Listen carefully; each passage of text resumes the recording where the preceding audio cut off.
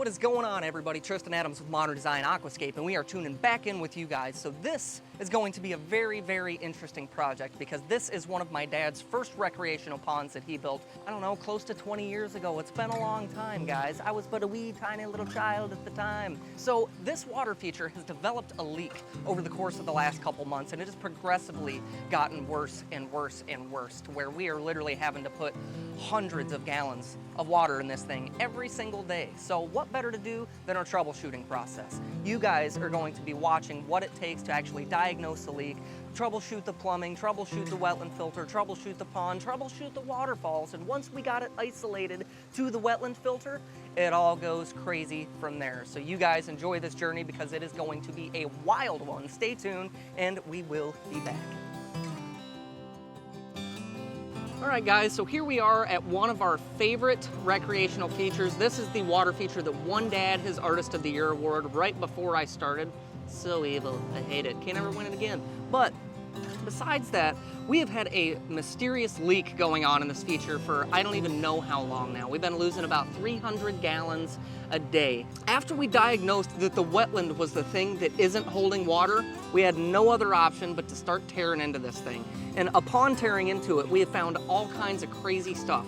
So we did a water level test over the course of 48 hours, and water level was all the way up at this line right here. So we let it drain down until it quit, and we are gonna set up our laser, or our transit, at this water level to give us an actual perimeter search and know what elevation we're looking for our issue in. But a lot of the things that we found aren't even pertaining to the leak that we're gonna be doing here. So the things you learn over the course of 15 years since this thing was built, easy, is we don't use pea gravel and wetland filtration systems anymore because it does eventually clog. It washes down through the larger layer of rocks and eventually ends up clogging up your AquaBlocks. So on top of that, we had planted a banana tree in this thing, and I think we chopped it out maybe 6 years ago, somewhere in that realm, and we literally removed the roots all the way down to the top of AquaBlock because this thing was no longer upflowing. The water was shooting out the top of the vault, actually, because the banana tree roots had spread all the way across this thing.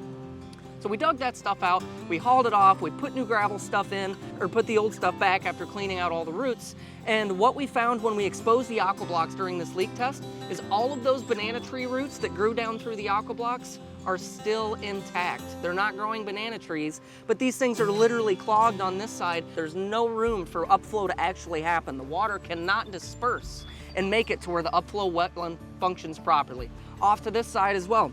So construction methods changing over time, these things that you don't think about.